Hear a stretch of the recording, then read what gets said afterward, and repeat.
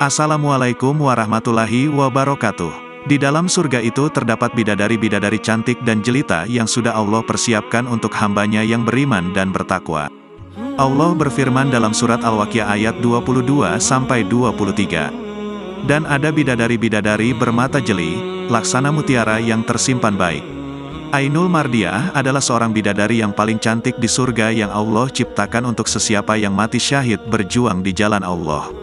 Secara bahasa Ainul Mardiah berarti mata yang diridhoi, atau setiap pandangan yang melihatnya pasti akan menemukan keridaan di hati.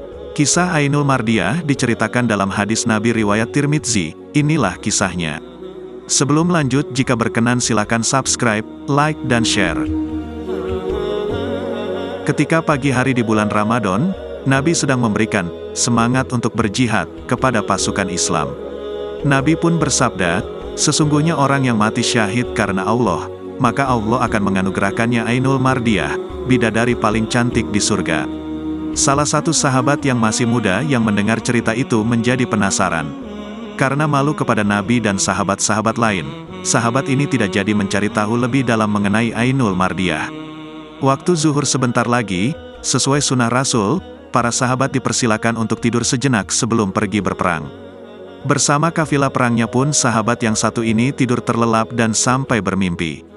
Di dalam mimpinya itu dia berada di daerah yang sangat indah yang belum pernah dia kunjungi sebelumnya. Dia juga bertemu dengan seseorang wanita yang sangat cantik yang belum pernah dilihatnya. Ia pun bertanya kepada wanita tersebut, "Di manakah ini?" "Inilah surga," jawab wanita itu. Kemudian sahabat ini bertanya lagi, "Apakah Anda Ainul Mardiah?" "Bukan, saya bukan Ainul Mardiah. Kalau Anda ingin bertemu dengan Ainul Mardiah, dia sedang berada di bawah pohon yang rindang itu." Sahabat itu pergi ke tempat yang ditunjuk dan dia berjumpa dengan seorang perempuan yang kecantikannya berkali-kali lipat dibanding perempuan pertama yang dia temui. "Apakah kamu Ainul Mardiah?" "Bukan, saya ini penjaganya. Bila Anda ingin bertemunya di sanalah singgasananya." Lalu sahabat ini pun pergi ke singgasana tersebut dan sampailah ke suatu mahligai. Didapatinya seseorang wanita yang kecantikannya berlipat-lipat dibanding perempuan sebelumnya yang sedang mengelap-ngelap perhiasan. Teman ini pun memberanikan diri buat bertanya, "Apakah kamu Ainul Mardiah?" "Bukan, aku bukan Ainul Mardiah. Aku penjaganya di mahligai ini. Bila Anda ingin menemuinya, temuilah ia di mahligai itu." Pemuda itu pun pergi dan sampailah dia ke mahligai indah yang ditunjukkan. Dilihatnya seorang perempuan yang kecantikannya berlipat-lipat dibandingkan perempuan sebelumnya serta sangat pemalu. Pemuda itu pun bertanya, "Apakah kamu Ainul Mardiah?" "Iya, betul saya Ainul Mardiah." Pemuda itu ingin mendekat, namun Ainul Mardiah menghindar dan mengatakan, "Kamu bukan seorang yang mati syahid." Saat itu juga pemuda tersebut bangun dari mimpinya. Dia pun menceritakan mimpinya ini kepada seorang sahabat kepercayaannya yang dimohonkan buat merahasiakan mimpinya sampai ia tewas syahid.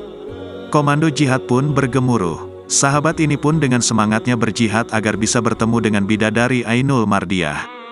Dia pun akhirnya meninggal syahid. Di petang hari waktu buka puasa, sahabatnya tadi menceritakan mimpi sahabat yang meninggal syahid ini kepada Nabi. Nabi pun membenarkan mimpi teman muda ini serta Nabi bersabda, "Sekarang ia berbahagia bersama Ainul Mardiah." Kisah selanjutnya kisah istri yang tak akan tersisih oleh kecantikan bidadari surga. Suatu saat Said bin Amir mengajak serta istrinya berdagang ke kota Hams. Sang istri menyaksikan sendiri suaminya membawa dagangan yang banyak. Di pasar Hams, sang istri juga melihat dengan kepalanya sendiri dagangan suaminya dikerubuti dan dibawa pulang oleh orang-orang. Dia sangat bergembira suaminya mendapatkan untung besar dari barang perniagaan yang mereka bawa dari Madinah. Oleh karenanya selagi masih di pasar, ia ingin suaminya membelikan baju baru dan parfum yang wangi buat dirinya dan juga keluarganya. Sekalipun mulutnya tidak berani mengutarakan secara langsung. Tiba-tiba Said bin Amir berkata kepada istrinya, "Sebaiknya keuntungan dagang kita ini digunakan untuk bertransaksi apa? Selagi kita dapat untung besar, di pasar yang sedang ramai, supaya keuntungan kita ini bertambah lagi nilainya." Sang istri yang berpura-pura malu mengutarakan keinginannya menjawab, "Apakah Kakanda tak takut merugi?" Said bin Amir pun menjawab, "Saya jamin, tidak." "Iya kalau begitu, terserah Kakanda," sahut sang istri sambil berharap dalam hatinya agar suaminya nanti lebih banyak lagi membawa oleh-oleh pulang. Setelah disetujui istrinya, Said bin Amir membeli barang kebutuhan yang banyak. Tapi bukan untuk dijual lagi, apalagi untuk oleh-oleh pulang ke Madinah. Sahabat Rasulullah itu justru membagi-bagikan secara cuma barang yang dibelinya dari hasil berdagang kepada fakir miskin di kota Hims. Melihat suaminya melakukan perbuatan yang jauh dari harapannya, sang istri pun menangis. Keuntungan ludes dan harapan yang tak sampai diutarakannya itu pun sirna. Dengan mata berlinang ia protes kepada suaminya itu, tetapi sahabat Rasulullah ini malah tersenyum gembira. Sambil memeluk sayang istrinya, Said bin Amir mengarahkan mata istrinya yang sayu akibat menangis ke satu titik. Mereka tiba-tiba menyaksikan bayangan surga dan melihat sahabat-sahabat yang sudah wafat berada di dalamnya. Seketika itu Said bin Amir berkata, "Aku tak ingin masuk surga sendirian. Harus bersamamu, dan aku tak akan menjadikan engkau tersisih sekalipun bidadari didatangkan untukku, sayangku. Oleh sebab itu, bahagialah kalian para istri yang mengikhlaskan suami kalian berjuang untuk orang lain. Di dunia, waktumu terenggut, tapi di akhirat kalian miliki seluruh isi waktu suami kalian." Kisah berikutnya, kisah pecinta sholat tahajud yang dinantikan bidadari surga. Said bin Al-Harits adalah sosok yang dinantikan bidadari surga dan ia meninggal dalam keadaan syahid. Semasa hidupnya ia gemar mendirikan sholat tahajud dan berpuasa. Kisahnya diceritakan oleh Hisham bin Yahya Al-Kinani dan dinukil oleh Ahmad Zaki Al-Shafa dalam buku, Ia Hidup Setelah Mati 100 Tahun. Selama di sana, mereka saling bergiliran melayani pasukan, berjaga, mencari bekal, dan mempersiapkan makanan dalam satu tempat. Di antara rombongan mereka ada Said bin Al-Harits. Selama di medan jihad, Said bin Al-Harits berpuasa pada siang hari dan mengerjakan sholat pada malam harinya. Hisham bin Yahya Al-Kinani mengaku setiap siang maupun malam melihat Said bin Al-Harits bersungguh-sungguh dalam beribadah. Di luar waktu salat atau ketika sedang dalam perjalanan, ia tidak pernah berhenti berzikir dan membaca Al-Quran.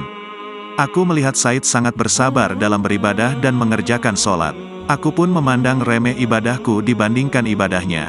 Aku takjub dengan kekuatan fisiknya dalam beribadah," kata Hisham bin Yahya Al-Kinani. Hisham pun mengatakan kepada Said agar menyayangi dirinya. Namun, Said menjawab, "Saudaraku, hidup ini adalah napas-napas yang akan dihitung, usia yang akan habis dan hari-hari yang akan berlalu." Jawaban itu membuat Hisham menangis. Ia lalu meminta Said untuk istirahat di kemah dan ia yang berjaga. Saat tidur tersebut, Said berbicara dan tertawa dengan mata tetap terlelap. Ia mengatakan, "Aku tidak ingin kembali." Kemudian, ia mengulurkan tangan kanannya seolah-olah mengambil sesuatu. Kemudian, ia menarik kembali tangannya dengan pelan sambil tertawa. Ia lalu berkata, "Malam ini saja." Setelah itu ia terbangun dengan tubuh gemetar. Hisham lalu mendekap dan menenangkannya. Setelah tenang, ia mengucap tahlil, takbir, dan tahmid. Lalu, Hisham memintanya menceritakan apa yang tengah dialaminya. Said menceritakan didatangi oleh dua orang laki-laki dengan wajah rupawan. Mereka berkata, "Bangunlah agar kami bisa memperlihatkan nikmat yang Allah sediakan untukmu." Said lalu menceritakan, dalam tidurnya, ia melihat istana dan bidadari-bidadari yang menyambutnya. Ia berjalan-jalan dalam istana itu sampai ke sebuah kasur yang di atasnya terdapat satu bidadari yang seolah-olah ia adalah permata yang disimpan. Bidadari itu berkata kepadanya, "Sudah cukup lama aku menantimu." Said bertanya, "Siapa kamu?" Bidadari menjawab, "Aku adalah istrimu yang abadi." Said kemudian mengulurkan tangan kepadanya, namun bidadari itu menampiknya dengan lembut seraya berkata, "Hari ini belum bisa. Sebab engkau masih harus kembali ke dunia." Said lalu berkata kepadanya, "Aku tidak ingin kembali." Bidadari itu menjawab, "Engkau harus kembali. Engkau masih harus tinggal di dunia selama 3 hari. Pada malam ketiga, engkau akan berbuka bersama kami. Insya Allah." Said kemudian berkata, "Malam ini saja." Namun bidadari itu menjawab, "Perkara ini telah ditetapkan." Kemudian ia bangkit dari tempat duduknya dan saat itulah Said terbangun dari tidurnya. Ia kemudian keluar kemah untuk mandi dan bersuci lalu memakai kain kafannya. Pada pagi harinya, ia menyerang musuh dengan sangat hebat dalam kondisi berpuasa. Ia mencari kematian di jalan Allah. Setelah tiba waktu sore ia berbuka. Hari berikutnya ia melakukan hal yang sama. Hingga tibalah pada hari ketiga. Ketika matahari hampir terbenam, salah seorang prajurit Romawi melemparkan anak panah dan mengenai Said. Ia pun tersungkur. Hisham lalu berlari mendekatinya seraya berkata, "Selamat berbahagia.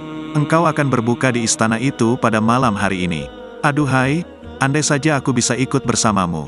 Mendengar itu, Said pun tertawa. Kemudian ia berkata, segala puji bagi Allah yang telah menepati janjinya kepada kita. Setelah itu, pecinta sholat tahajud yang gemar berpuasa ini meninggal dunia.